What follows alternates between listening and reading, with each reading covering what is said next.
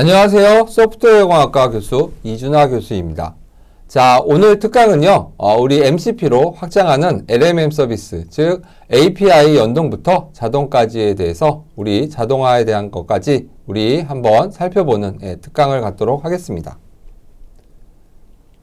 네, 자, 이 MCP로 확장하는 LMM 서비스에 대한 우리 내용들을 보면 먼저 AI 시대의 우리 LMM 기능 확장 사례와 MCP의 개념 역할 구조 이해, 그 다음에 LMM 기능 확장을 위한 우리 API 툴 연동 설계고요. 그 다음에는 MCP를 활용한 업무 자동화, 데이터의 활용 사례, 그 다음에 운영, 보안, 거버넌스의 고려 사항들의 이해, 그 다음에 실무 적용을 위한 단계별 구축 전략 수립에 대해서 강의를 하도록 하겠습니다.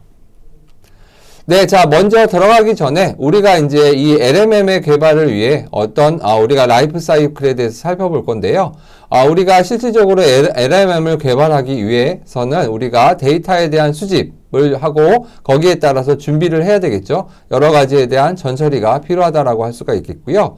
자, 그 다음에는 거기에 따라서 모델 설계를 해야 되겠죠. 그래서 어떤 모델을 우리가 할 것인지, 그리고 파라미터는 어떻게 할 건지, 데이터에 대한 것들을 어떻게 훈련하거나 어떻게 테스트할 건지, 이런 부분들을 한다라고 생각하시면 되겠고요. 자, 그 다음에 그걸 갖고 모델을 학습하겠죠. 그 다음에 모델을 학습을 한 다음에 거기에 따라서 평가하고, 평가한 거에 대한 것들에 대한 검증을 여러 가지를 기준에 따라서 검증을 한다라고 생각하시면 되겠습니다. 자, 그럼 이렇게 모델이 만들어지면 그걸 가지고 배포하고 유지보수를 한다라고 하겠습니다. 네, 자, 그러면 이 모델을 개발할 때 전반적인 라이프 사이클을 보면 먼저 그죠, 데이터에 대해서 수집을 해 오고요. 거기에 따라서 전처리를 하고, 그래서 우리가 훈련 데이터와 검증 데이터와 테스트 데이터를 나눠서 실제 우리가 모델 하려고 하고 거기에 따라서 모델 아키텍처를 넣어서 실제적으로 우리가 선택해서 그거를 훈련, 즉 학습시킨다라고 할 수가 있겠습니다. 그래서 학습이 되면 여러분들이 평가, 검증을 해야 되겠고요. 그 평가에 따라서 여러분 실제 얼마나 정도 우리가 지표, 예를 들면 뭐 정확도라든지 정밀도, 그죠? 여러 가지에 대한 에러율, 뭐 이런 것들을 보면서 우리가 여러 가지에 대한 것들을 검증을 기준에 따라서 평가하고 검증을 해본다라고 생각할 수가 있겠습니다. 또 거기에 따라서 실질적으로 어떻게 배포하고 유지보수를 하겠죠. 자, 그리고 그냥 끝나는 게 아니고 최적의 또 모델을 우리가 또 선출을 하게 되면 다시 또 그걸 가지고 평가해서 만든다라고 할 수 있겠습니다. 그래서 여러 가지를 계속해서 반복적으로 해서 우리가 최종적으로는 최적의 모델을 만든다라고 할 수가 있겠습니다. 그래서 최적의 모델을 만들게 되면 여러분이 이걸 가지고 실질적으로 모델을 사용을 해서 실무에서 서비스에서 구현할 때 이 모델을 쓴다라고 생각하시면 되겠습니다.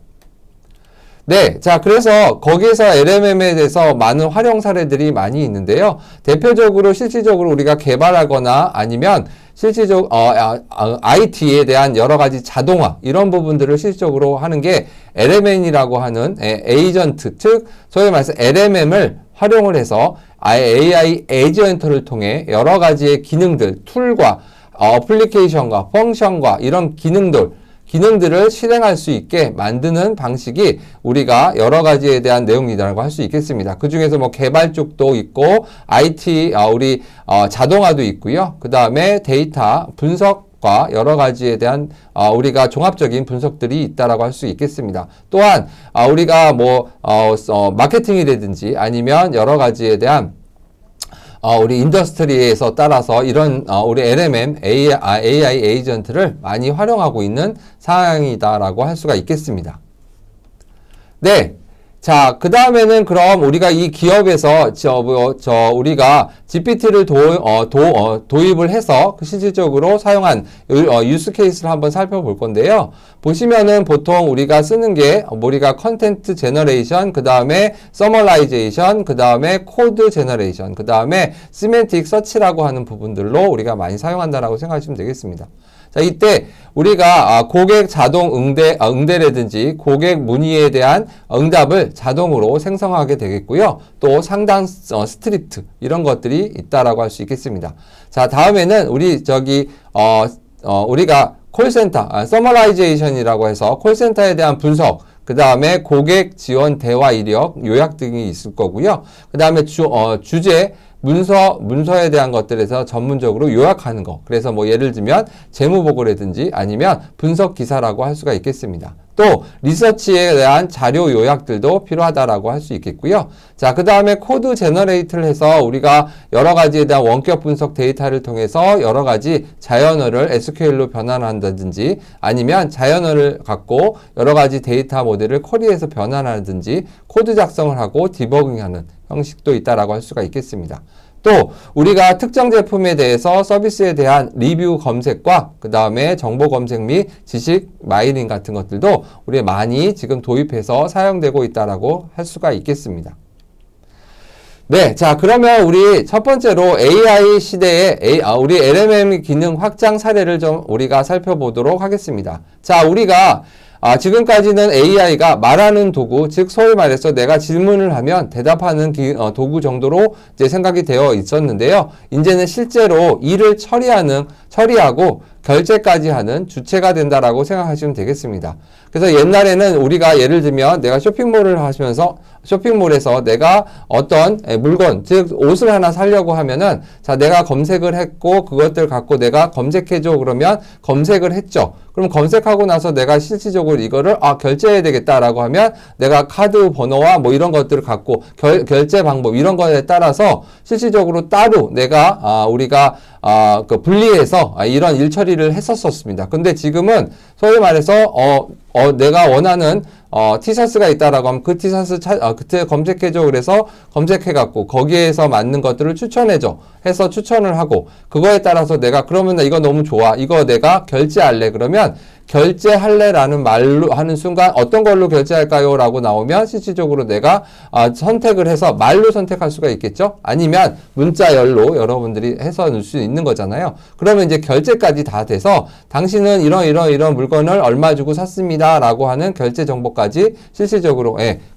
나온다라고 생각하시면 되겠습니다. 그래서 지금은 단순하게 말하고 대답하고 그걸로 해서 끝나는 질문과 대답문으로 끝나는 게 아니고 실제 일을 처리하고 결제하는 것까지 같다라고 생각하시면 되겠습니다.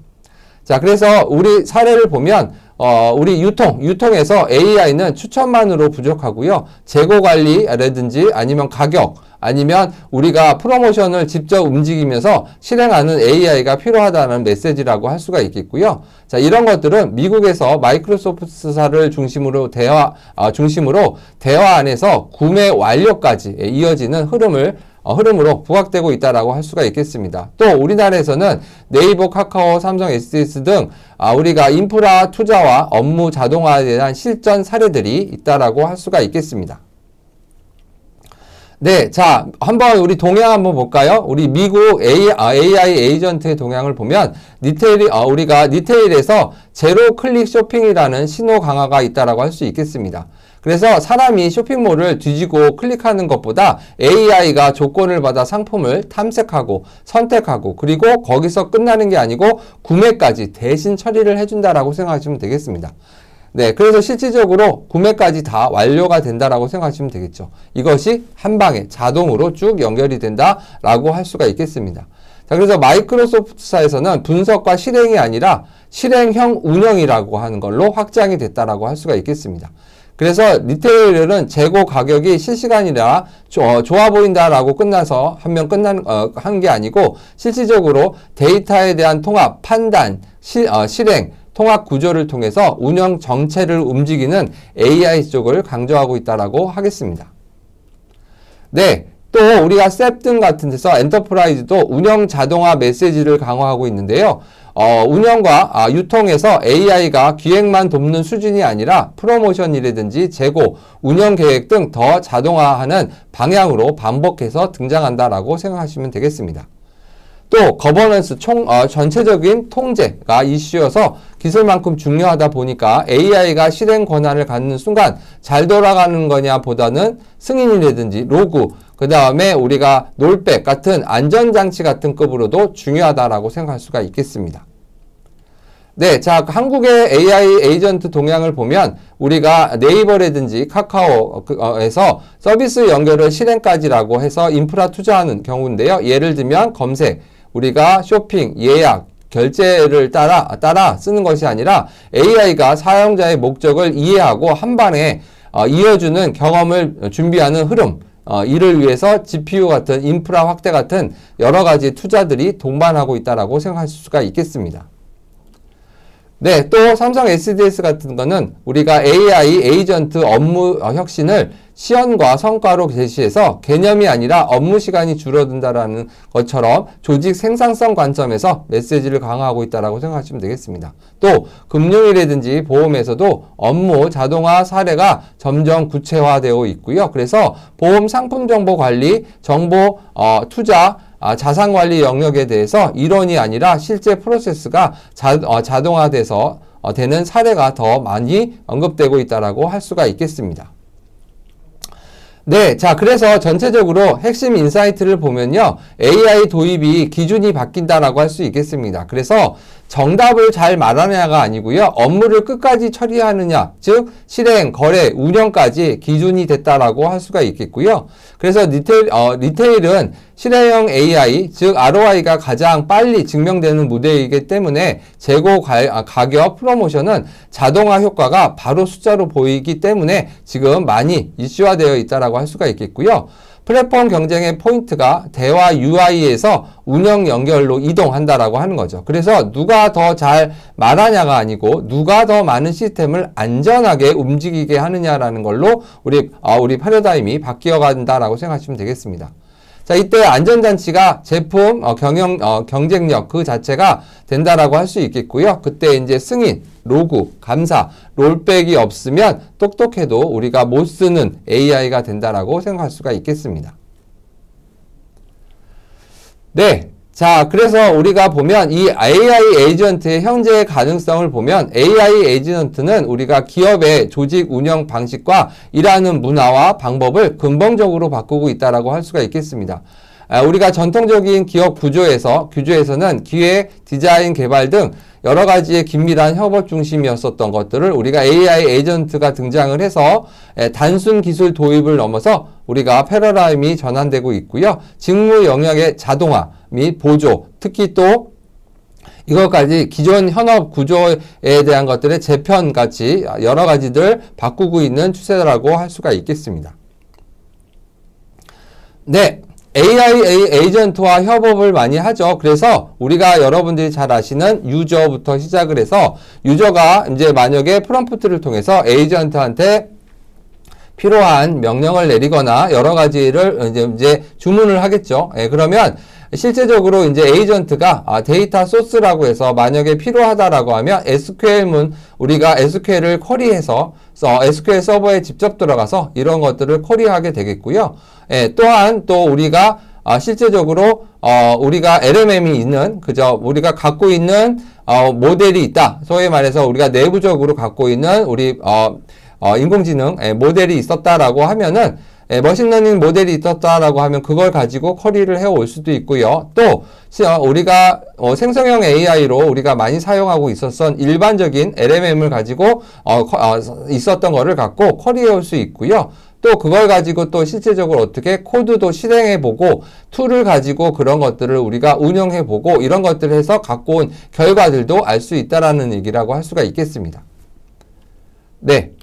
자, 그래서 이러한 두 번째로 MCP의 개념 및 역할 구조 이해를 한번 볼 건데요. LMM에 대한 프레임워크를 위해 우리가 활용한 에이전트 개발 워크플로우들을 한번 살펴보면 에이전트의 역할의 정의, 그 다음에 AI 모델 및 프레임워크 구성 요소 선택이라고 할 수 있겠고요.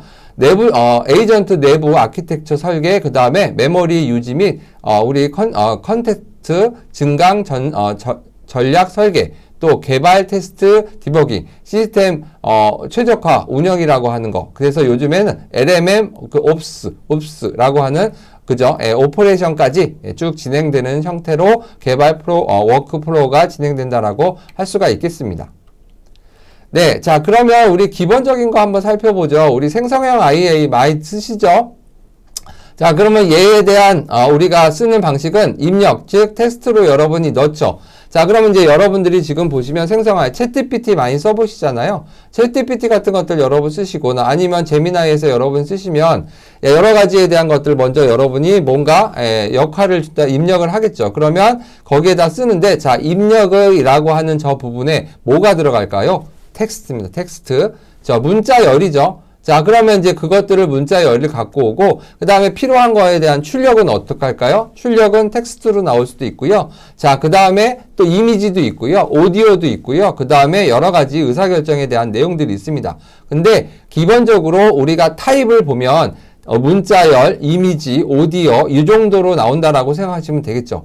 자, 그러면 얘가 지금 LMM이든 뭔가 여러 가지를 우리가 할 때는 여러분이 텍스트라든지 이런 거를 가지고 우리가 소위 말해서 우리가 주문을 하면은 거기에 따라서 질문을 하면 대답을 준다라고 할 수가 있는데, 자, 그러면 이제 이러한 생성하는 기본적인 겁니다. 그런데 요게 이제 어떻게 여러분들이 만약에 소위 말해서 우리가 정확도가 많이들 떨어지잖아요. 그래서 어떻게 요런 것들은 조금 더 다르게 우리가 해볼 게 없냐라고 이제 고민을 했었겠죠. 그래서 나왔던 게 이제 여러분들이 이제 검색도 해보고 우리가 여러 가지에 대한 에이전트 같이 이렇게 뭐 문서들에 대해서 툴도 사용해보고 이렇게 발전이 간다라고 생각하시면 되겠습니다. 네, 그래서 우리가 기업 도입형 아키텍처를 보면, 자, 원천 데이터에 있는 것들에서 원래 우리가 실질적으로 그냥 질문만 하고 끝났던 게 아니고 이제는 어떻게 검색이라고 하는 부분들을 더 추가해서 넣었다라는 거죠. 그래서 챗GPT는 실질적으로 어떻게 소위 말해서 질문과 검색 결과를 가지고 쓴다라고 하는데요. 자, 검색 기능은 인터넷에서 여러 가지 우리가 브라우저 통을 해서 검색하는 방법도 있지만 우리가 실질적으로 데이터베이스에다가 넣어서 질문을 하고 거기에 대해서 검색할 수도 있겠죠. 자, 그러면 데이터베이스에다가 넣어서 여러분들이 활용되어 있는 데이터를 갖고 와서 우리가 그것들을 소위 말해서 검색을 해서 그 결과를 챗GPT한테 던져서 종합해서 던져주면 그거에 따라서 우리가 챗GPT가 답을 해주는 그런 형식에 대한 내용들이 많다라고 할 수가 있겠습니다. 물론 질문을 할 때 개인정보 필터링을 하시는 것들도 기업에서는 중요하다라고 할 수가 있겠죠. 자, 그 다음에 우리가 서비스 수준의 어플리케이션 아키텍처인 레그에 대해서 좀 살펴보면요. 자, 이런 거라고 생각하시면 됩니다. 자, 여러분들이 이제 우리가 질문을 하고 질문에 대한 답을 받는데요. 실질적으로 질문만 하다 보면 거기에 따라서 우리가 챗GPT가 뭔가 가서 갖고 오면 그 질문에 대한 답만 하면은 되겠는데 이게 이제 정확도가 많이 떨어지죠. 우리가 뭐 거짓말을 한다든지 특히 이제 보시면 수치화되어 있는 것들이 실질적으로 정확도가 많이 떨어지잖아요. 자, 그럼 이제 그런 것들 또 그 다음에 이 LMM이라고 하는 거는 뭐냐면 학습이 된 모델입니다. 그러면 현재의 어떤 예를 들면 이게 학습된 그 기준에 의해서 예를 들면 2025년도에 학습이 되어 있는 것만 갖고 내가 LMM이 되어 있는 거를 내가 쓰겠다라고 하면은 소위 말해서 2026년도에 있는 것들은 학습이 안 되어 있는 그 시점에서는 실질적으로 정확한 답이 나오지 않는다라는 거죠. 자, 그러면 이제 그런 것을 조금 더 실행화되기 위해서 이제 많이 고민을 했겠죠. 그래서 나온 게 뭐였냐면, 자, 검색을 한번 해보자. 그래서 실제 검색을 해봐서 우리가 좀 더 정확한 것들을 해봐야 되겠다라고 했는데 검색이라고 하는 부분들을 실질적으로 해서 우리가 처리를 하는데 이거는 소위 말해서 인터넷 검색도 있을 거고요. 또 내가 소위 말해서 데이터베이스, 내가 가지고 있는 데이터베이스에 있는 내용들도 우리가 검색해 볼 수도 있겠고요. 좀 필요하다면 파일 서버 같은 데서 문서들이 필요하건 문서들을 검색해 갖고 우리가 실제적으로 답을 줄 수 있는 상황들을 만들어낼 수 있다라는 거죠. 자, 그러면 그런 것들을 돌아가려고 하면은 이 지금 전체적인 일들을 누가 하는 거예요? 사람이 하는 건 아니죠. 그럼 누가 해요? 컴퓨터가 하죠. 자, 그럼 컴퓨터가 아는 거는 뭘까요? 그죠? 컴퓨터가 아는 거는 0과 1이라고 하는 숫자밖에 모르죠. 수치밖에 모르잖아요. 그러면 제가 여기서 예를 들면 매출이라고 1월달 매출을 알려줘라고 얘기를 하게 되면 소위 말해서 우리는 그게 뭐예요? 문자열이잖아요. 그러면 컴퓨터는 문자열이라는 것보다는 소위 말해서 수치로 표현하겠죠. 또 그거를 처리하고 이런 것들을 한다면 우리가 PDF 파일이 있어서 눈으로 보면 우리는 PDF 파일이라고 해서 우리가 어떤 글씨가 써 있고 거기에 대한 정보들이 있지만 실질적으로 컴퓨터는 그거를 뭐라고 인식을 하냐면 숫자로 수치화되어 있는 거를 라고 생각할 수가 있겠죠. 그래서 우리가 이쪽 LMM 쪽에서는 주로 이제 쓰는 수치화 시키는 것, 즉 컴퓨터가 알아먹게 하기 위해서 내가 쓰는 것을 보통 팩터화 한다라고 얘기를 합니다. 그래서 실질적으로 일반적인 언어들을 우리가 수치화 시킨다든지 이런 것들을 우리는 팩터화 한다라고 하고 있고요. 그거를 하는 모델을 갖고 우리가 하는 기술을 임베딩이라고 할 수가 있겠습니다. 그래서 보통 어떻게 우리가 문자열로 들어오거나 뭔가 처리하려고 하면은 실질적으로 임베딩으로 여러분들이 만들어서 넣어야 되겠죠. 그러면 그러한 문서들이라든지 이런 것들을 우리가 데이터베이스에 넣어야 되는데 일반적인 데이터베이스에 넣기는 좀 어렵죠. 왜? 우리가 임베딩 해갖고 다시 집어넣어야 되겠지. 그러면 임베딩에 적합한 데이터베이스가 있어야 되겠죠. 그게 팩터 데이터베이스라고 할 수 있겠습니다. 그럼 팩터 데이터베이스에다가 임베딩 해서 집어넣으면 소위 말해서 팩터들로 구성이 된다라고 할 수 있겠고요. 이 팩터들의 구성들은 어떤 거가 장점이냐면 유사도를 엄청나게 잘 찾을 수 있다라는 거죠. 그럼 내가 어떤 문서에 관련된 것들을 내가 실제로 검색을 할 때 내가 소위 말해서 우리가 날씨에 관한 거면 날씨에 대한 문서들을 찾아내는 게 실질적으로 우리가 금방 찾아낼 수 있다라고 할 수가 있겠습니다. 그래서 팩터 데이터베이스를 우리가 구현한다라고 생각하시면 되겠습니다. 자, 그 다음에는 우리 이런 것들을 갖고 우리가 쓰면 데이터베이스에 검색하는 것도 있지만 실질적으로 이제 어떻게 소위 말해서 여러 가지 툴들을 가지고 실행할 수 있는 것들이 있다라고 생각하시면 되겠습니다. 자, 예를 들면 여러분이 이런 느낌이라고 생각하시면 되겠죠. 우리가 예를 들면 여러분들이 만약에 내 PC 안에 테스트 디렉토리에 있는 우리 파일 목록을 알려줘라고 문자열을 썼을 겁니다. 자, 그러면 나는 소위 말해서 원래대로 하면은 내가 윈도우를 갖고 있다라고 하면 여러분이 어떻게 우리가 명령을 쓰셔야 돼요? 커맨드 창에 가서 dir 쓰시고 한 칸 띄시고 그저 거기에서 테스트라고 하는 폴더를 내가 선택을 해서 딱 치면은 파일 목록이 쭉 보이겠죠. 예. 원래는 그렇게 내가 시스템에 들어가서 이런 것들을 해야 되는데 지금 저는 어떻게 명령을 내렸냐면 그냥 내가 테스트 데이터베이스 테스트 폴더에 파일 목록을 알려줘라고 그 문장 하나만 썼습니다.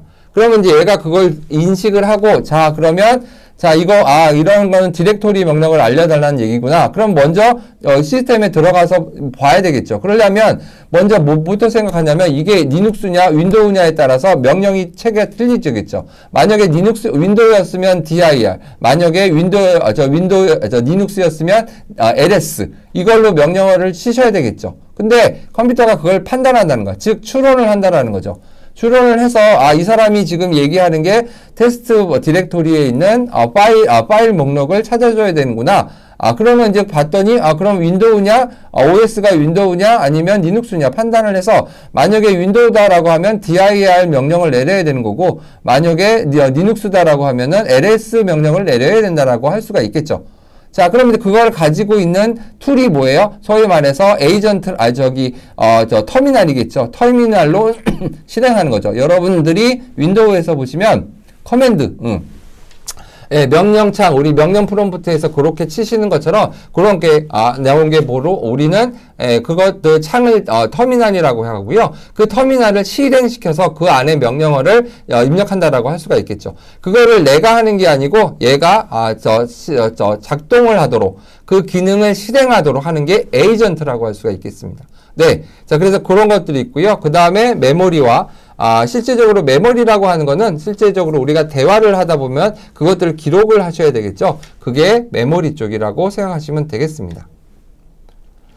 네, 자, 그 다음에는 우리, LMM, 어플리케이션의 기본 아키텍처라고 할 수가 있겠고요. 거기에 따라서는 우리가 제일 먼저, 우리가 들어가면, 사용자가 제일 먼저 여러분들이 하시는 건 뭐예요? 당연히 질문을 하게 된다라고 하면 우리가 아키텍처 9번, 이거를 구현한다라고 하면 프롬프트가 필요하겠죠. 그리고 프롬프트 안에 있는 것들 중에선 템플릿이 있겠죠. 그러면 프롬프트 템플릿이 필요하게 되겠고요. 자, 그 다음에 그거에 따라서 여러 가지 우리 LMM에다가 넣어서 뭐 메모리에도 넣을 수 있고 대화가 우리가 기록을 해야 되니까 그런 것들 그 다음에 거기에 따라 뭐 캐시도 필요하겠고요. 자, 그래서 그것들에서 결과가 질문에 대한 답이 나왔다라고 하면 포맷을 만들어야 되겠죠. 얘를 뭐 제이손으로 포맷을 만들어줘 아니면 뭐 소위 말해서 뭐 다른 형식으로 이런 것들을 만들어줘 라고 얘기를 하거나 아니면 내가 원한 사용자 포맷으로 만들어줘 라고 하는 형식으로 만들어서 출력을 해준다라고 생각하시면 되겠습니다. 자, 예를 들면 여러분 이런 느낌? 문장을 주고 내가 메일을 여러분들이 만들어서 써야 되겠다라고 이제 하시면 여기서 이제 메일 내용들을 쭉 씁니다. 그러면 이제 메일에 들어갈 형식은 뭘까요? 그죠? 처음에는 제목, 그 다음에 그 메일 주소, 그죠? 메일 주소가 있어야 되고 보내는 사람의 받는 사람의 이런 것들이 있어야 되겠죠. 그 다음에 거기다 뭐 메일에 대한 본문 내용이 있어야 되겠고요. 맨 마지막에는 누가 보냈다 이런 것들에 대한 포맷이 있겠죠. 자, 그럼 이제 그런 것들을 나는 문장으로만 쫙 썼고, 그걸 가지고 어떻게 통해서, 거기에 대한 것들을 내가, 메일을 보낼 수 있도록 이런 것들을, 만들어줘 라고 이제 얘기를 하면은, 이제 얘가, 이거를 갖고 이제 문장을 만들고 그 포맷, 즉 아웃풋 포맷에 따라서 처음에 제목, 요약했던 제목, 그 다음에 거기에 따라서 우리 이메일, 들어가는 이메일, 그 다음에 본문 내용, 그 다음에 뭐 마지막에는 뭐 누구누구 기화, 뭐 이렇게 쓸 수 있도록 해주는 걸로 해서 출력을 해줘야 되겠죠. 예. 자, 그런 식으로 이렇게 구조가 된다라고 생각하시면 되겠습니다. 네. 자, 그러면 우리가 지금 아까 보셨던 에이전트의 동작 원리를 보면은 에이전트는 질문이 들어오면 자, 어떤 도구를 사용해야 할 건지 먼저 판단합니다. 그래서 아까도 말씀드렸던 얘가 소위 말해서 내가 소위 말해서 내가 테스트라는 디렉토리 안에 있는 목록을 보여줘라고 하면은, 그죠? 얘가 어떤 도구를 써야 될 건지, 이것들을 하면 터미널을 써야 되겠구나, 이런 것들을 판단한다라고 생각하시면 되겠습니다. 또, 도구를 호출한 결과를 받아서, 하겠고요. 질문에 답변할 수 있는지를 판단하고, 또 만약에 추가적인 정보가 필요하면 도구를 추가적으로 호출해서 정보를 수집하는 작업을 한다라고 할 수 있겠고요. 또 반복적으로, 이렇게 답변에 필요한 정보들을 계속해서 추가할 수 있다라고 할 수가 있겠습니다. 자, 그래서 에이전트가 답변이 준비되어 있다고 판단되면 우리가 도구를 통해서 수집된 정보를 이용해서 답변을 생성할 수 있다라고 할 수가 있겠습니다. 자, 만약에 이제 예를 들면 이런 거라고 생각하시면 되겠죠. 요즘에는 뭐, 그죠? 우리가 MySQL 데이터베이스를 갖고 있는데, 여러분이 이제, 2026년 1월 달에 매출 현황들을, 뽑아줘라고 이제 얘기를 하면은, 그죠? 예, 그러면, 우리가 실질적으로, 그 명령어는 우리 지금 문자 열로 지금 어떤 텍스트로 보낸 거잖아요. 그럼 그걸 가지고 얘는 판단을 하는 거죠. 자, 그러면 데이터베이스에 가야 되겠구나. 그럼 데이터베이스가 소위 말해서 MySQL이라고 하면은 MySQL에서 우리가 데이터를 갖고 와야 되겠다라고 하게 되면 거기에서 실질적으로 접속도 해야 되겠고, 그죠? 그 다음에 또 필요한 게 뭐냐면 제일 중요한 데이터를 처리하려면 셀렉트문. 그죠? 알아야 되겠죠. 근데 매출을 우리가 매출에 관련된 테이블이 무슨 테이블인지 모르죠. 그러니까 어떻게? 그죠? 스키마부터 알아와야 되겠죠. 그러면 얘가 그걸 보고 스키마를 판단해서 매출에 관련된 테이블이구나 라고 판단이 되면 거기 가서 셀렉트 문을 날리겠죠. 셀렉트 모든 거 그리고 from 그죠? 예, 매출 테이블 이렇게 해갖고 여러분이 거기서 관련된 것들을 다 뽑아 1월달 거 조건 웨어 해갖고 조건문으로 해서 여러분들이 실질적으로 1월달의 매출에 대한 리스트를 뽑아 온다라고 생각하시면 되겠습니다. 원래는 내가 가서 셀렉트하고 내가 해야 되는데 이게 어떻게 소위 말해서 에이전트를 이용해서 우리가 MySQL 데이터베이스에 접속을 해서 거기에서 셀렉트 문을 우리가 내릴 수 있도록 얘가 판단하고 그것들에 대해서 실행을 한다라는 거죠. 그래서 그 기능을 실행까지 해갖고 그 결과를 나한테 준다라고 하는 겁니다. 그럼 나는 그걸 받아서 1월달 매출 현황들을 쭉 리스트로 본다라고 할 수가 있겠죠. 네. 그런 것들이 어떻게 보면 에이전트라고 할 수 있겠고요. 이 에이전트가 그래서 많이들 이제 이런 툴, 어플리케이션, 펑션 이런 것들을 전부 다 그다음에 우리가 기능을 액션, 실행할 수 있게 만드는 내용이라고 할 수가 있겠습니다. 자, 그래서 프롬프트를 통해서 에이전트의 동작 원리를 정의할 수 있는데요. 일반적으로 리액트 프롬프트를 많이 사용한다라고 할 수가 있겠습니다. 이 리액트에 대한 프롬프트의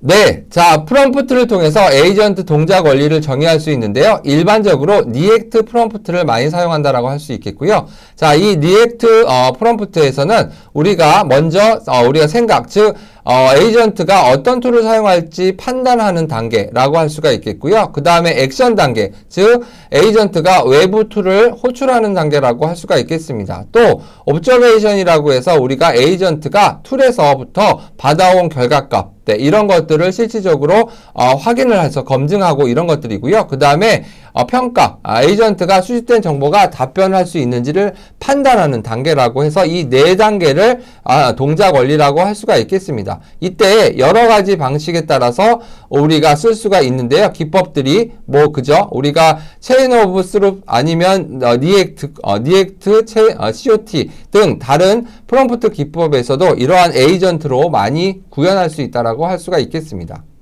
자, 그래서 이런 에이전트가 있고요. 또 에이전트 안에서도 또 거기에서 툴들이 있어 실행할 수 있겠죠. 예를 들면 여러분들이 예를 들면 git 에이전트가 있다라고 하면은 git 에이전트에서 여러분이 git에서 쓸 수 있는 게 많이 있겠죠. 파일을 업로드하고 다운로드 할 수도 있고 파일에 대한 것들을 우리가 서치도 할 수 있고 여러 가지 기능들이 있잖아요. 그런 기능들을 모아놓은 것들을 우리 툴킷이라고 할 수도 있겠죠. 이제 그런 것들을 실질적으로 우리가 전체적으로 우리가 쓸 수도 있다라고 생각하시면 되겠습니다.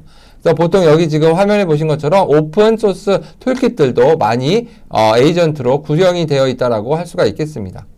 자, 그러면 이제 첫 번째 에이전트가 여러분들이 어떻게 만들어져 있는데, 먼저 이제 에이전트가 하나가 아니고 이제 점점 멀티 에이전트 시스템으로 활용 분야가 만들어져 있다라고 생각하시면 되겠습니다. 그래서 멀티 에이전트 시스템의 활용 분야는 광범위하게 활용 분야가 많죠. 그래서 도시계획, 글로벌, 공급망 이런 것들, 그 다음에 금융시장, 위험평가 등 여러 가지 복잡한 도구들이 많이들 나오게 되겠고요. 또 에이전트 간의 협업이 또 필요하겠죠. 그래서 여러 가지의 지능형, 전문 에이전트의 추론 능력 이런 것들이 결합하거나 협업이 될 필요가 있다라고 할 수가 있겠습니다.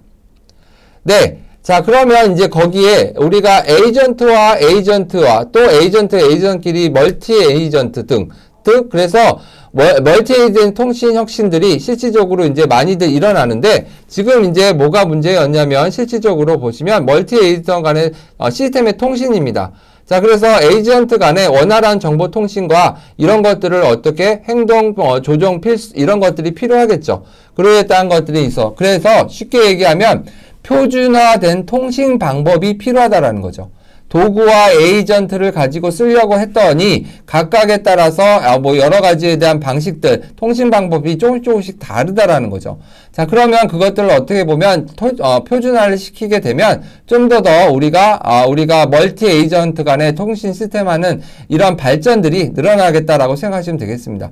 자, 그래서 우리가 MCP라고 하는 프로토콜, 즉 표준이 만들어졌다라고 할 수가 있겠습니다. 그래서 모델, 우리 컨텍스트 프로토콜이라고 얘기를 해서 소위 말해서 이러한 문맥에 관련된 여러 가지 모델에 대해서 프로토콜을 표준을 만들었다라고 생각하시면 되겠습니다.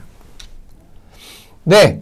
그래서 아까 말씀드렸듯이 LMM의 한계와 MCP의 등장 배경을 보면 LMM의 본질적인 한계인 우리 LMM은 학습된 데이터에서만 추론하고 생성할 수 있는데 실시간으로 정보 접근이라든지 내부 시스템에 대한 제어, 그 다음에 특정 도구 사용 등 외부의 세계의 상호작용 같은 것들이 기본적으로 불가능하게 되어 있고요. 또 환각 문제, 그죠? 우리 헬루시네이션이라고 하는 문제들이 있다라고 할 수 있겠죠. 그래서 우리가 최신 정보나 내부 데이터를 모를 때 LMM은 그럴듯하게 틀린 정보를 만들어낼 수 있고요. 자, 이런 것들에 따라서 우리가 MCP라고 하는 것들이 실질적으로 나오게 됐는데 MCP의 역할은 그래서 LMM에서 눈과 손을 제공하는 외부 데이터에 상호작용을 하고 도구를 사용해서 그죠? 도구를 사용해서 즉 에이전트를 활용을 해서 특정 작업을 수행할 수 있도록 하는 표준화된 인터페이스라고 생각하시면 됩니다. 네, 프로토콜이라는 게 소위 말해서 우리 표준화된 인터페이스라고 생각하시면 되겠습니다. 네, 자 그러면 MCP의 정의 및 핵심 원리를 보면요.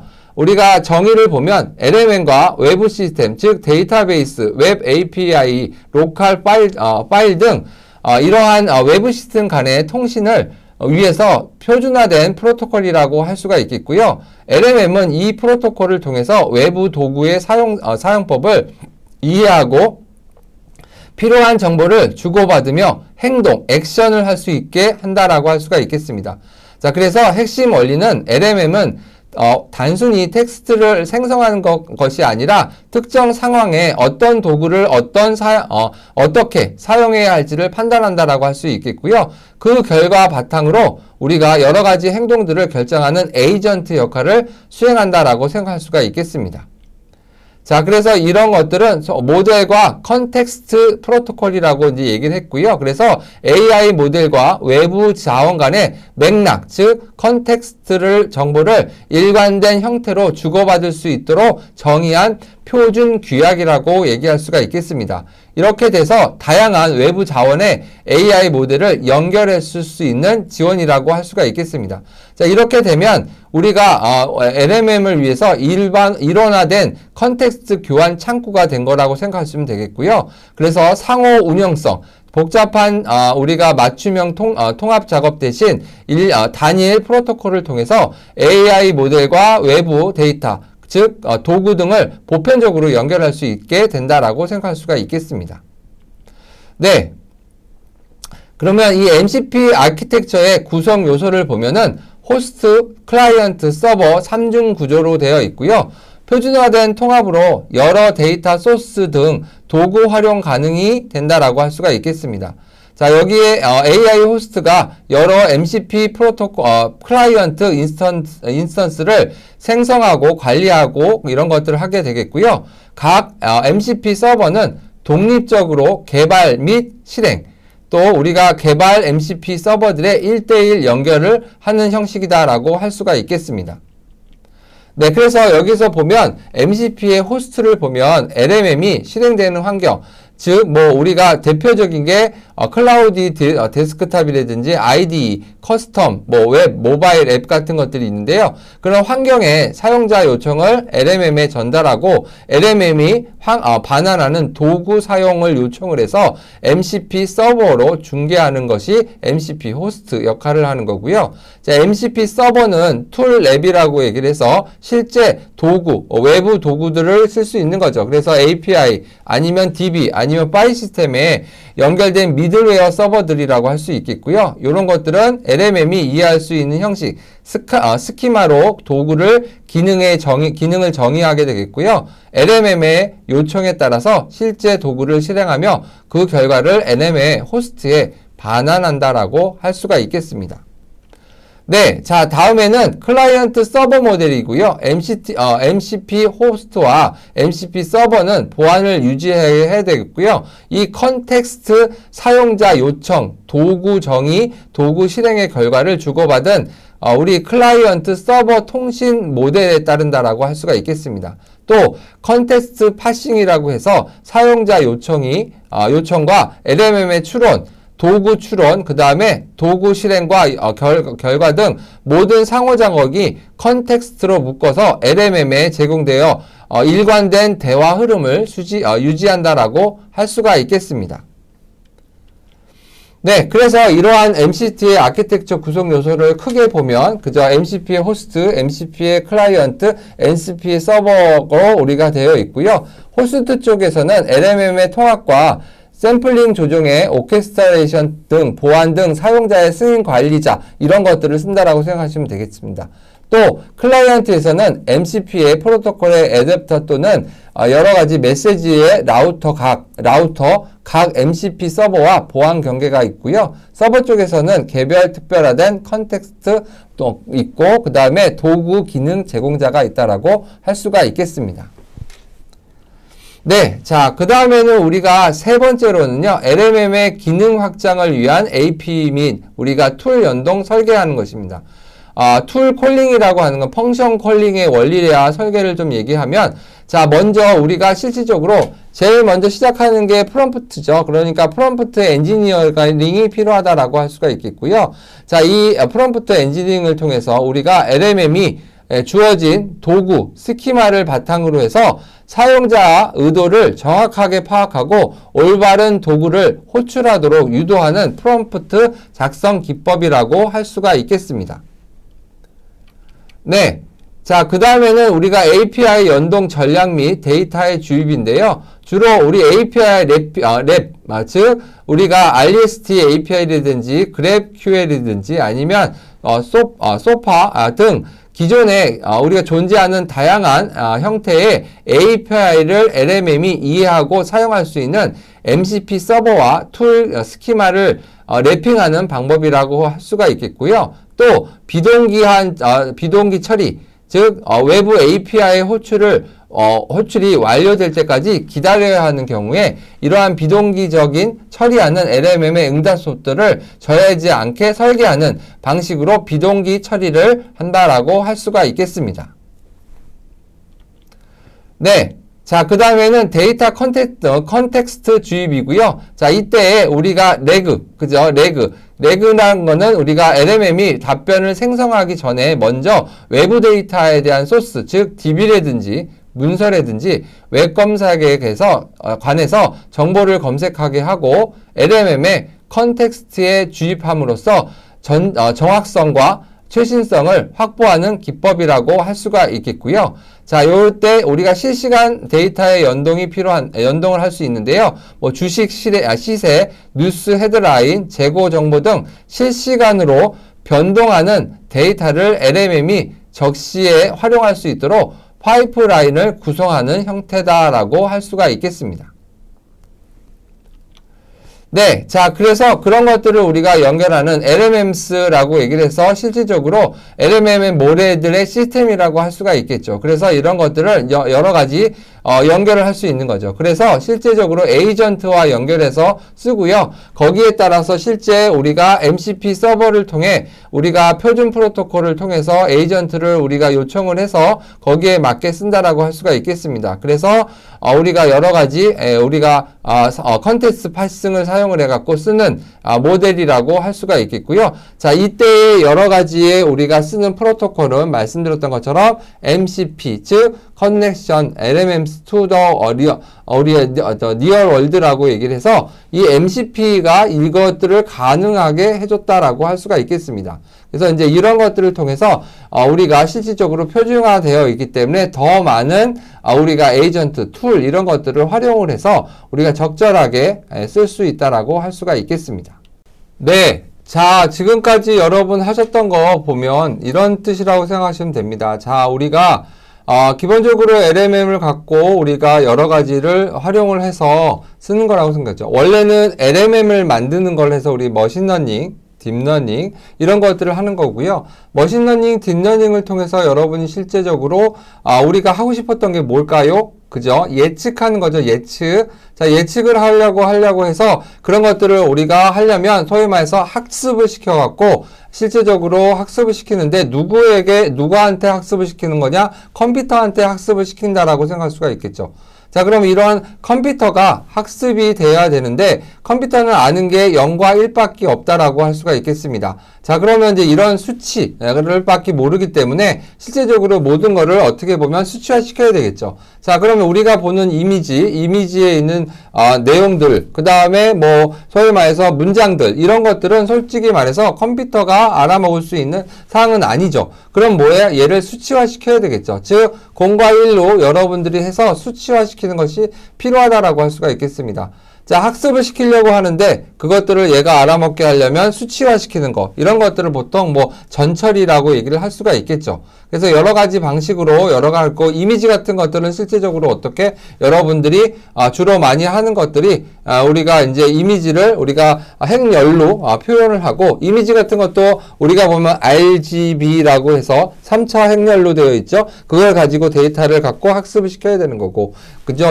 우리가 색깔에서 보이면 0 아니면은 1. 그 다음에 우리가 색깔 RGB는 레드, 그린, 블루라고 하는 형태에서 거기서 실질적으로 어떻게 해요? 레드, 블루, 그린에 대한 것들이 우리가 수치로는 0부터 255까지 표현할 수가 있겠죠. 그러면 레드를 0부터 250까지, 블루를 0부터 250까지, 그 다음에 우리가 그린을 0부터 255까지 수치로 표현을 해서 만들어낼 수가 있다라고 할 수가 있겠습니다.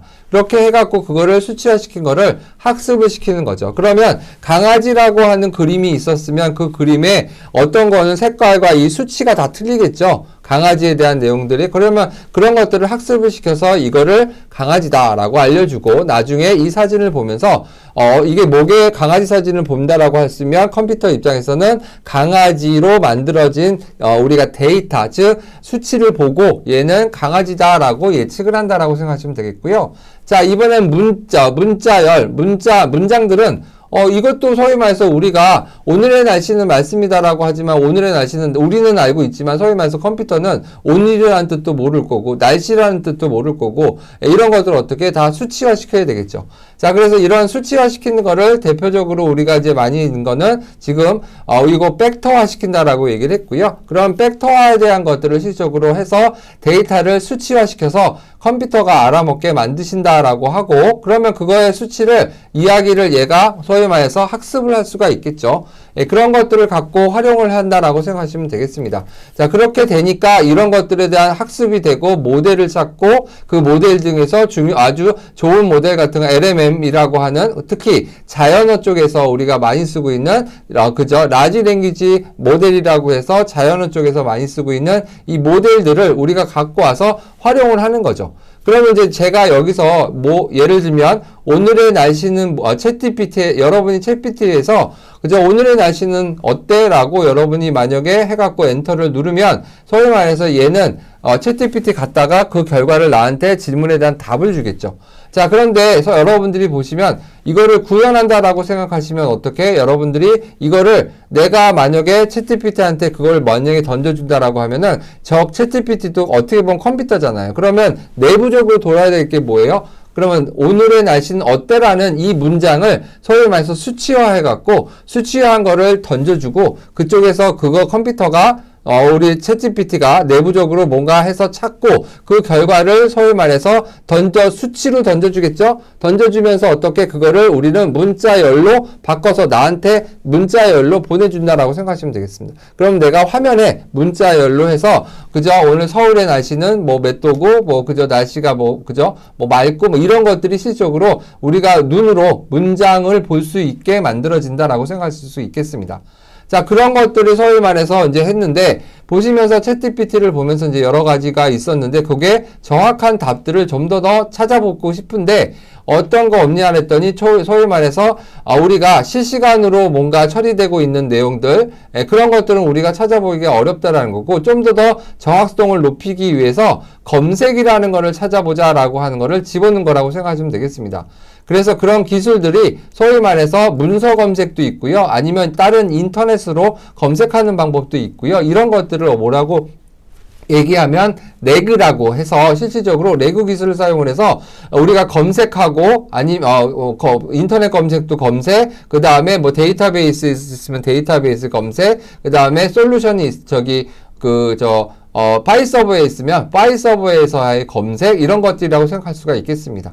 자, 그러면 이제 그러한 검색들을 통해서 여러분이 실제적으로 검색을 하면 지금에 있는 말로 얘기한 것보다 좀 더 정확한 자세한 내용들이 필요하겠죠. 그런 것들을 더 우리가 할 수가 있겠죠. 처리를 할 수 있다라는 거죠.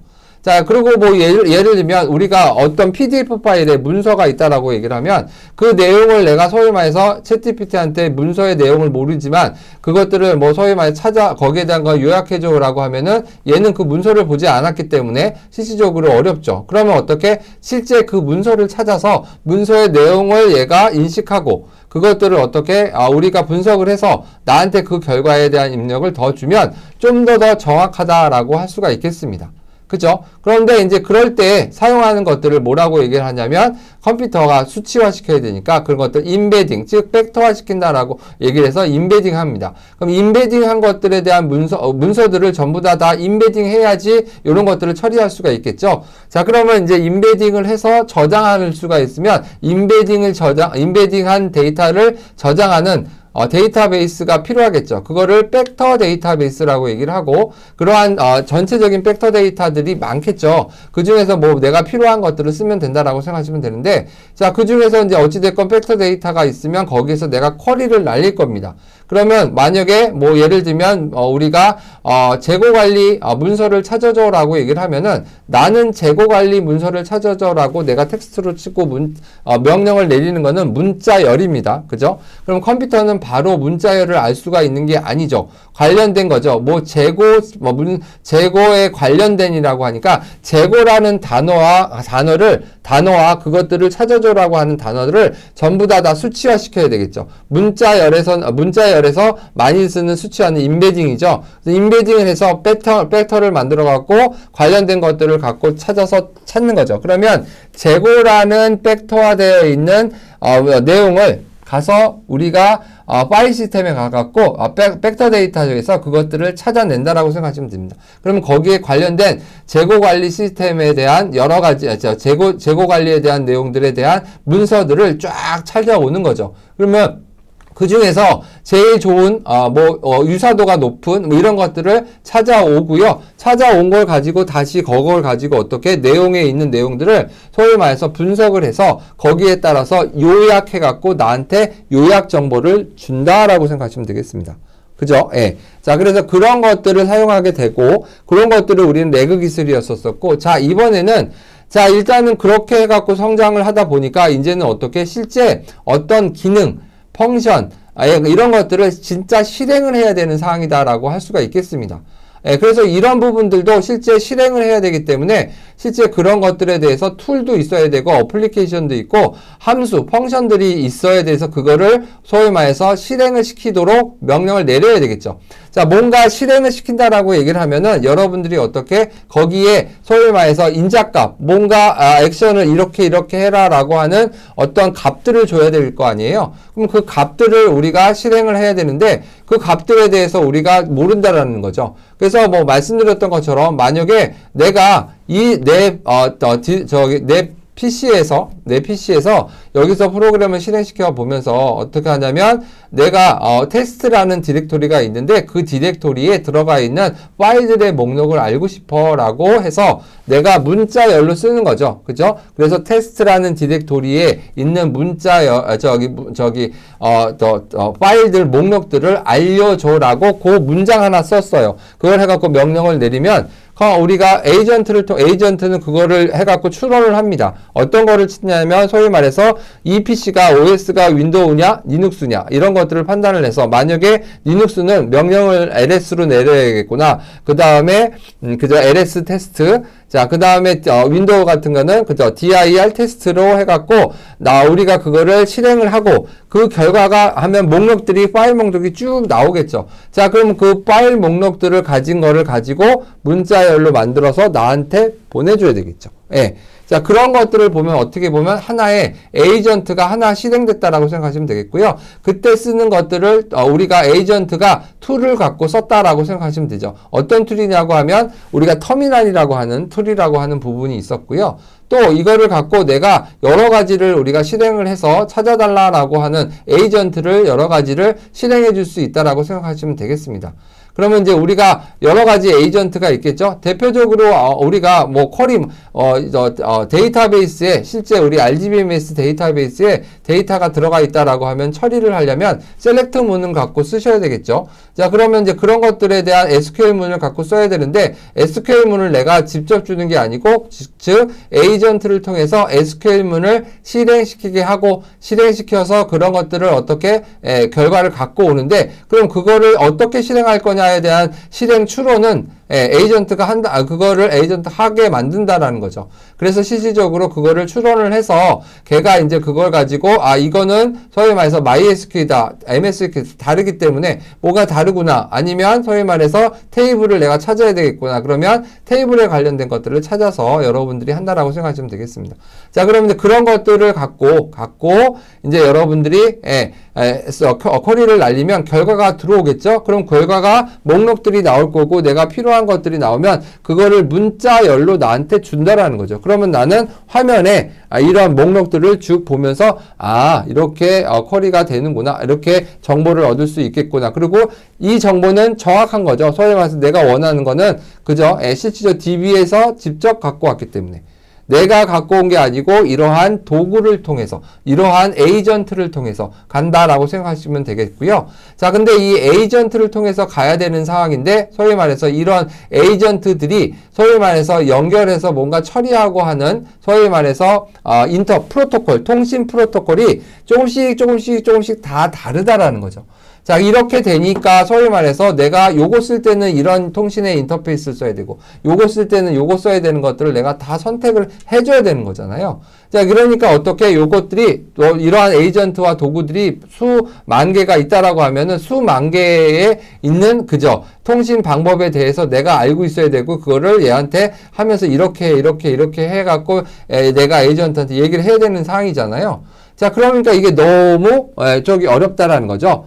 그래서 그걸 어떻게 표준화시키겠다라는 거죠. 그게 소위 말해서 우리가 MCP라고 하는 프로토콜로 우리가 표준화시키는 거죠. 그러면 그 통신 방법, 에이전트와 관련된 것들을 실행시켜서 여러 가지에 대한 기능들을 실행시킬 때 쓰는 여러 가지 도구와 연결해서 쓰는 것들을 유연하게 실질적으로 이런 것들을 우리가 프로토콜이라고 하는 표준을 만들게 되면 그거 통신 방법만 쓰면은 어떠한 거라도 연결해서 쓸 수가 있다라고 할 수가 있겠죠. 어떻게 보면 유니버셜 한다라는 거죠. 우리가 뭐 예를 들면 USB 같은 것들이 실질적으로 우리가 코드를 보면, 우리가 핸드폰 같은 거 보시면 옛날에는 만약에 핸드폰 회사마다 우리가 충전하는 충전하는 잭을 C타입, 요즘엔 다 C타입이니까 C타입을 여러분이 아니었고 자기네 회사들만 각각이 만들어 놨다라고 하면 불편하죠. 그런데 이거를 다 통일시켜서 C타입이라고 하는 걸로 다 전 세계 통일하면은 나는 C타입이 코드 하나만 갖고 가면 어떤 핸드폰이라도 다 충전할 수 있도록 해준다라는 거죠. 그런 것들을 어떻게 보면 이러한 우리가 있는 C타입 같은 이러한 것들을 우리는 MCP 프로토콜이라고 할 수가 있겠고요. 자, 그러면 이 프로토콜을 통해서 에이전트를 실행하고 도구를 실행을 해서 여러 가지를 기능들을 우리가 활용할 수 있게 됐다라고 할 수가 있겠습니다.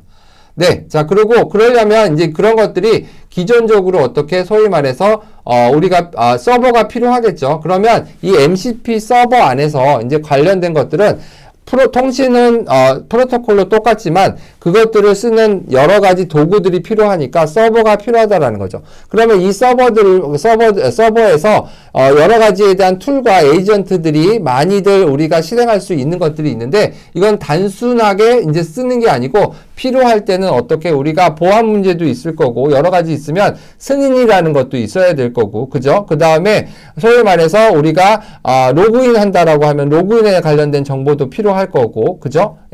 이런 것들에 대한 여러 가지 내용들이 관리를 해야 되고 또 유연하게 얘네들을 우리가 어떤 것들을 쓸지 이런 것들을 제어할 수도 있고, 그래서 컨트롤과 매니지먼트 쪽이 필요하다라는 거죠. 여러 가지 에이전트들을, 그죠? 여러 가지 툴들을, 그런 것들을 어떻게 우리 MCP 통신 방법을 통해서 표준화되어 있는 서버에 이런 것들을 만들어 놓고 내가 요청을 하면은 자기가 그거에 따라서 인증도 하고 보안도 하고 이런 것들을 잘 해서 그런 것들을 갖고 실제 실행한다라는 거죠. 우리가 첫 시간에 제가 얘기를 했던 것처럼, 여러분 요즘에는 패러다임이 내가 뭔가 만들어서, 만약에, 쇼핑몰에 가면은 오늘 내가 나한테 봄에 맞는 옷이 필요해 라고 해서 봄에 맞는 티셔츠 하나 추천해 줄래? 라고 얘기를 하면, 얘가 이제 어떻게, 추천을 해 주겠죠? 그것들을 그러면 이제 추천을 할 겁니다. 근데 추천하고 이제 끝나면 그 다음엔 뭐예요? 아, 나 이거 좋아. 그럼 내가 어떻게 승인을 해야 될 거? 내가 이거를 쇼핑몰에서 결제를 하셔야 되겠죠. 그러면 뭐 장바구니에 넣어서 여러분들이 그거를 결제라는 버튼을 눌러야지 하고, 결제 버튼을 누르면 무슨 결제할 거냐, 카드 결제하냐, 무슨 결제하냐, 뭐 여러 가지가 있죠. 내가 선택을 해야 돼. 그럼 내가 거기다가 아이디 뭐 필요하면은 계좌를 한다라고 하면 계좌번호라든지 유효기간 이런 것들을 넣어야 되고, 그것들을 해서 또 버튼을 눌러야 된다는 얘기죠. 예. 근데 이제 어떻게, 이거는 이제 어떻게, 우리가 MCP가 이제 만들어서 서버가 만들어지면 내가 이거를 골라줘라고 얘기를 하고, 그것까지 골라준 거를 보고, 골라주면 얘가 이거 어때요? 라고 하면, 오케이, 이거 결제해줘. 그러면, 결제해줘라고 하는, 이런 것들을 쓰면, 실질적으로 어떻게, 얘가, 내가, 그러면 어떤 걸로 할까요? 그러면 카드. 그러면 이제 카드 번호 내가 입력하고 그것들을 해주면 지가 그걸 갖고 승인하고 결과해서 결론적으로 나한테 주는 거는, 네, 카드는 결제가 티셔츠 어떤 제품의 제품에, 우리가 가격은 3만원짜리를 우리가 결제를 했다. 몇 시, 몇 분, 몇 초, 날짜 언제, 이런 것들을 해서 그 정보를 나한테 준다라고 생각하시면 되죠. 그러면 이거를 어떻게 한 방에 여러 가지를 자동화로 쫙 만들어서 쓸 수 있게 만드는 형식이다라고 할 수가 있겠습니다. 그것이 실질적으로 보면 그럴 때 프로토콜 MCP를 쓰는 거고요. 그때 에이전트를 모아서 여러 에이전트들이 필요한 것들이 모여 있는 것들을 MCP로 프로토콜로 활용된 서버들 안에 그런 것들이 이제 만들어져 있다라고 생각하시면 되겠습니다. 자, 그래서 그런 것들이 지금 이제 소위 말해서 이러한 프로토콜을 통해서 우리가 이런 것들을 구현하고 있는 중이라고 할 수 있겠고요. 어떻게 보면 이런 것들은 ING 중이라고 할 수 있겠습니다. 그래서 구글 같은 데는 대부분 다들 실질적으로 어느 정도 다 바꿨다고 생각하시면 되겠고요. 자, 에이전트 MCP로, 그리고 이제 일반 기업들은 지금 이제 많이 MCP로 활용을 해서 쓰고 있다라고 생각하시면 되겠습니다. 자, 그래서 이런 것들의 MCP를 활용한 비즈니스 혁신 및 실제 활용 사례들을 우리가 한번 살펴보자고 할 수 있겠고요. 자, 그래서 외부 도구 연결을 통한 에이전트 실행 환경 표준화했던 오사를 대해를 얘기를 하면, 오사는 MCP를 공식 채택하고요. 이를 자사의 AI 서비스 전반에 통합했다라고 할 수가 있겠습니다. 그래서 이후 에이전트 개발 도구라든지 사용자 인터페이스 기반 응용 프로그램 등 우리가 응답 API 등 주요 제품군에서 MCP를 지원하게 되었다라고 할 수가 있겠고요. 또 개발자들은 자체 MCP 서버를 우리가 연결해 도구와 컨텍스트를 유연하게 제어할 수 있게 되었다라고 할 수가 있겠습니다. 네, 또 사내 지식 자산을 연동해서 AI 업무 자동화한 비사를 보면요.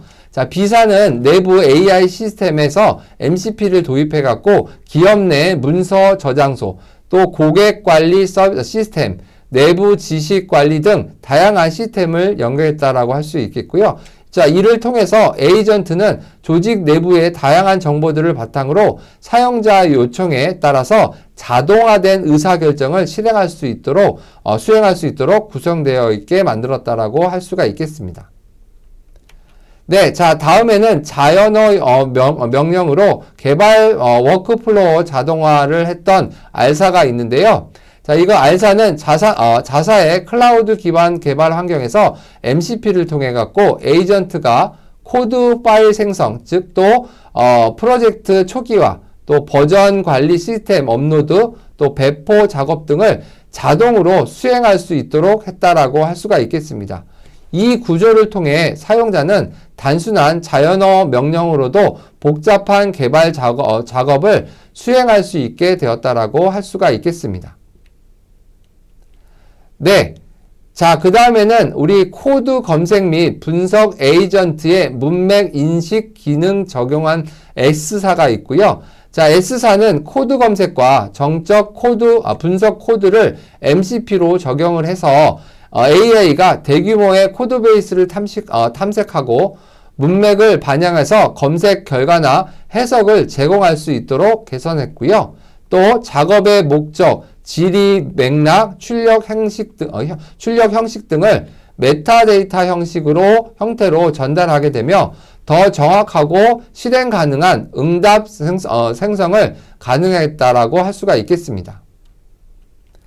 네. 자, 그 다음에는 우리 그러면 이렇게 우리가 만들어서 우리가 사용하게 됐는데, 자, 그러면 우리 운영과 보안과 거버넌스를 고려해서 우리 이런 것들을 구현할 때 어떤 거를 우리가 운영, 보안, 거버넌스를 고려해야 되는지 우리가 살펴보도록 하겠습니다. 자, 먼저 운영 관점입니다. 옛날에는 솔직히 우리가 개발까지만 생각을 많이 했었었는데요.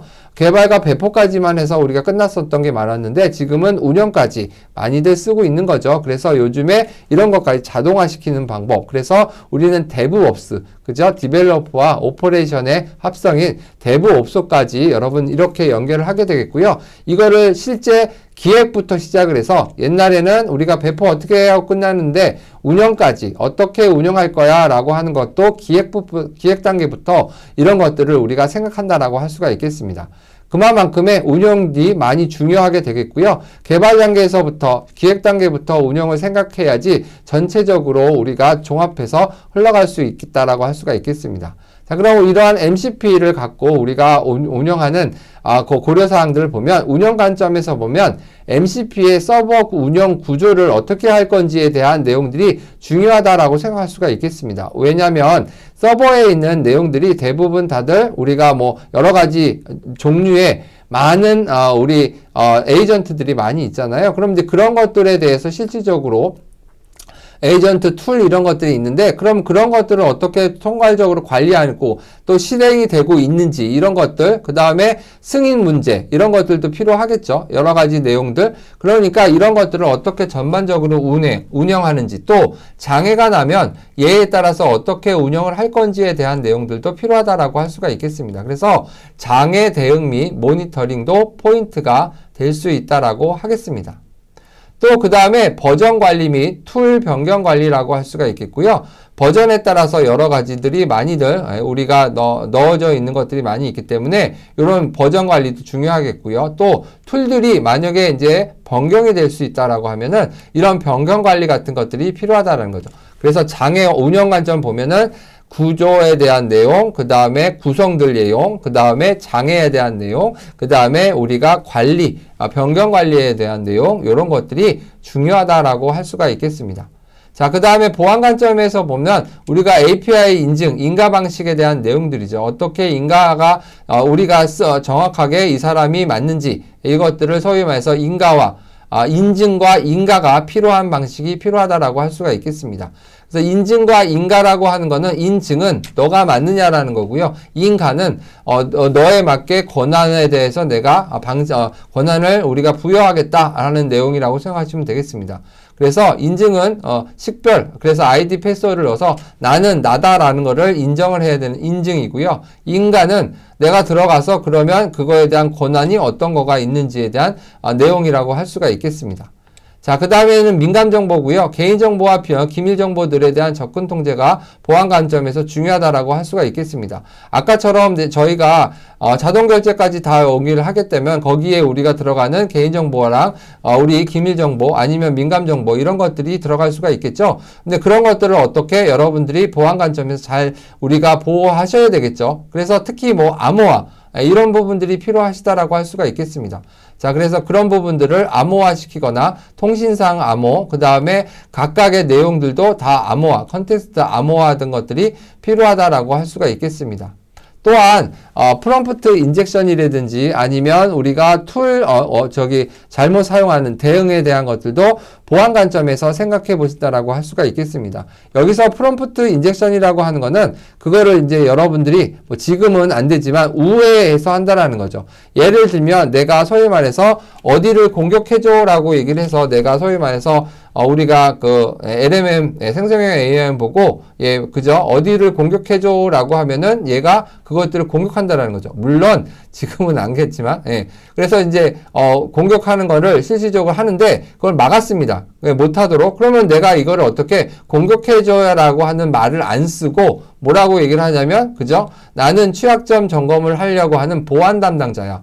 그래서 이러한 보안 담당자가 취약점 점검을 하기 위해서 어떻게 하고 어떤 툴을 사용하면 돼? 라고 물어보면 답이 나온다라고 할 수가 있겠죠. 또 우리가 보안 관점에서 봤었을 때 여러분들이 보시면 랜섬웨어는 어떻게 보면 암호예요. 그래서 프롬프트를 통해서 랜섬웨어 만들어줘 라고 하면 안 만들어준단 말이죠. 근데 그거를 갖고 나는 보안 담당자인데 소위 말해서 그 암호화가 필요해. 우리가 테스트, 침해 대응 테스트를 하려고 하는데 암호화했던 암호키 같은 것들이 필요해 라고 얘기를 하면 얘가 암호화하는 거를 만들어준다라고 할 수가 있겠죠. 그럼 나는 그걸 가지고 한다라는 거죠. 어떻게 보면 랜섬웨어도 하나의 암호화된 사항이잖아요. 암호를 내가 못 풀었을 뿐이지. 그죠? 그러니까 그렇게 해갖고 소위 말해서 우회해서 질문을 해서 우리가 원하는 답이 나오게 하는 이런 것들을 프로젝트 인젝션이라고 할 수 있는데요. 이런 부분들도 실질적으로 우리가 처리를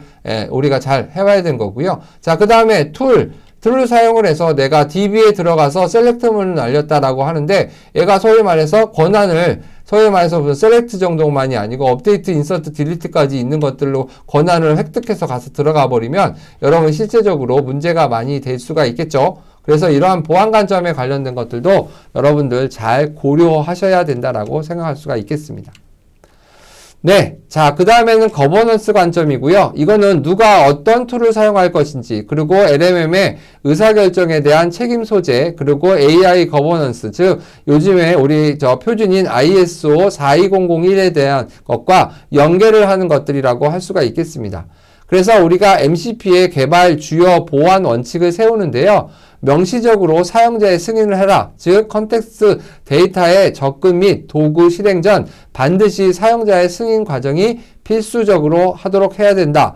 또 데이터 프라이버시는 데이터를 전달 시 명시적으로 동의 또는 인증되지 않는 원격 접근 차단 이런 것들을 하셔야 된다라고 할 수가 있겠고요. 또 도구, 안전성, 격리, 그래서 툴과 설명은 신뢰할 수 없는 입력으로 간주하게 되겠고, 툴 실행 전에 사용자의 허가라든지 서버 간의 격리 유지를 시키는 것이 필요하다라고 하겠습니다. 또 명확한 권한 요청 UI 제공을 해서 실질적으로 이렇게 우리가 개발자의 주요 보안 원칙을 거버넌스 관점으로 우리가 고려하셔야 되겠고요. 또 MCP 사용자의 역할을 보면 접근 통제 및 로깅을 철저히 하게 하는 것들, 그 다음에 모델에 생성한 툴 인자들의 검증, 그죠? 아규먼트 같은 것들의 검증도 필요하고요. 잘못된 정보가 MCP의 도구에 넘어가지 않도록 사전에 입력값 및 중간 결과값의 확인을 해서 철저하게 해둬야 될 것이 필요하겠고요. 또 MCP 서버를 단순 로컬 프로세스로 실행하기보다는 우리가 도커라든지 컨테이너 환경에서 여러분들이 실행해서 접근 제한 및 모니터링이 가능하도록 구성하는 것이 중요하다라고 할 수가 있겠습니다. 이거를 거버넌스 관점이라고 할 수가 이걸로 고려하셔야 된다는 거고요. 거버넌스라는 거는 5에서부터 여러 가지를 전체적으로 통치하면서 한다라고 할 수가 있겠습니다. 네. 자, 그러면 우리가, 여섯 번째로 MCP의 주도하는 비즈니스의 트렌드와 전망을 한번 살펴보도록 하겠습니다. 자, MCP의 핵심, 제공 가치는 뭐냐면, 맥락 단결화에 대한, 단편화해서 해결했다라는 거죠. 그래서 다양한 AI 모델의 각기 다른 맥락 처리 방식들을 우리가 MCP 프로토콜을 통해서 일관된 관리 방식을 제공했다라고 할 수가 있겠고요. 또 우리가 표준 인터페이스를 지원해서다 보니 간단한 문제로 전환할 수 있게 만들었을 수도 있겠고요. 또 동적 맥락 접근이라고 해서 LMM의 외부 시스템에 정보를 동적으로 접근해서 우리 컨텍스트를 주입받음으로써 우리 레그와 같은 환각 현상을 완화시키는 이런 것들도 있다라고 할 수가 있겠습니다. 또 맥락 같은 맥락 길이 문제에 대한 거를 완화시켰다라고 할 수 있는데요. 외부 시스템의 효율적인 정보 교환을 통해서 LMM 컨텍스트 윈도우 길이를 문제 완화해서 하는 기능들을 우리가 만들었다라고 할 수가 있겠고요. 또 그 다음에 상호 운영성을 확보했다라고 할 수가 있겠습니다. 그래서 서로 다른 공급업체의 도구들을 통일된 방식으로 우리가 모델과 맥락을 교환할 수 있는 표준화된 방법을 제공한 내용이다라고 할 수가 있겠습니다. 네, 자, 그래서 도구 중심의 AI 전환으로 갈 것이고요. 그래서 단일 모델에서 실행형 에이전트라고 하는 걸로 간다라고 할 수가 있겠습니다. 그래서 MCP는 단일 AI 모델만으로는 해결하기 어려운 현실적이고 복잡한 문제들이 있었음을 다양한 도구와 시스템을 연결해서 해결하는 방식으로 패러다임이 바꾸고 있다라고 할 수가 있겠습니다. 그래서 말씀드렸던 것처럼 예전에는 AI가 답변했다면 이제는 AI가 실행하고 처리한다라고 생각할 수가 있겠습니다. 앞으로의 AI 검색과 도구, 그 다음에 AI는 검색 도구라든지 일정 관리, ERP, 그 다음에 CRM 등 실제 업무 시스템과 연결된 실행형, 그죠? 액션, 실행형 우리 에이전트가 될 것이다 라고 할 수가 있겠습니다. 네, 자, 그 다음에는 AI 운영 인프라로 확정이 될 거라고 할 수가 있는데요. MCP는 단순한 기술 연동만 해서 하는 거에 넘어서 기업 내부의 다양한 AI 모델, 데이터의 흐름, 업무 절차를 조율하고 AI 기반 운영 인프라로 확장하고 있다라고 할 수가 있겠고요. 그래서 앞으로는 기업은 AI를 도입할 것이냐가 아니고 어떻게 운영할 것인가를 고민하게 될 것이라고 할 수가 있겠습니다. 네, 또 새로운 직무와 역량들이 부상이 되겠죠. MCP는 기술만 바꾸는 것이 아니라 사람의 일의 방식도 바꾸고 있다라고 할 수 있겠고요. 그래서 뭐 예를 들면 LMM 오퍼레이터, MCP 설계자, 또 워크플로우 디자이너 같은 역할을 실제로 등장하고 있고요. 이는 이제 AI 업무 흐름 전체를 이해하고 실행하는 조직일수록 더 빠르게 확산이 된다라고 할 수가 있겠습니다. 네, 자, 다음에는 디지털 전환의 구조적 재편인데요. MCP를 기반으로 한 자동화는 단발성 솔루션이 아니라 기업에서 일하는 방식 자체를 바꾸는 구조적 변화를 만든다라고 할 수가 있겠습니다. 그래서 중소기업도 공공기관도 이제는 데이터와 시스템을 연결하는 에이전트가 실행하도록 설계하고 있고요. 이거를 디지털 전환으로 점점 더 조직 역량의 우리가 총합을 결정짓는 핵심 요소가 되고 있다라고 할 수가 있겠습니다. 또 우리가 MCP와 에이전트의 시너지 효과를 넣어서 차세대의 멀티 에이전트 시스템들을 구축해 볼 수 있다라고 할 수가 있겠습니다.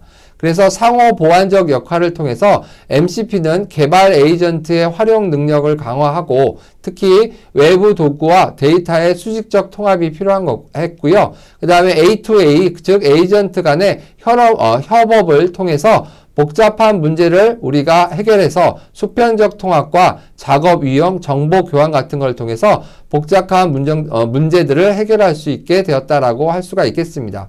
이거에 따라서 시너지 효과가 나와서 MCP로 개별 역량이 강화된 에이전트들이 A2A를 통해서 우리가 유기적으로 협력하고 풍부한 인사이트를 제공하게 되겠고요.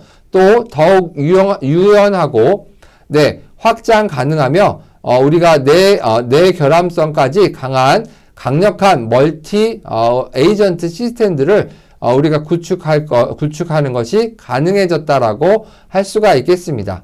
그래서 이렇게 MCP가 주도하는 비즈니스 트랜스와 트랜스로 우리가 이제 패러다임이 바꿔가고 있다라고 생각하시면 되겠습니다. 또 우리가 표준 프로토콜 기반의 우리가 멀티 에이전트 시스템의 발전 가속화가 되는데요. 그래서 아까 보셨던 수직과 수평적 통합, 즉 MCP와 A2A의 기여를 통해서 각각의 에이전트의 개발 능력 강화와 에이전트 간의 협업 촉진이라는 상이한 측면 지원도 하겠고요.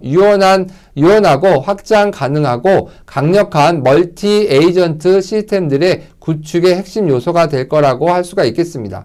또 상호 운영성 확보를 통해서 표준화된 프로토콜이 중요하게 됐었으니까 다양한 개발자와 플랫폼의 에이전트 간의 원활한 상호 작업이 생태계를 조성할 수 있다라고 하겠습니다. 이때 복잡한 지능적이고 우리 작업 수행 능력이 증대된다라고 할 수가 있겠습니다. 자, 그래서 멀티 에이전트 시스템의 발전, 즉 MAS의 발전과 광범위하게 적용이 되면서 우리가 가속화된다라고 할 수가 있겠습니다. 네, 자, 이상으로 특강을 마치도록 하겠습니다. 감사합니다.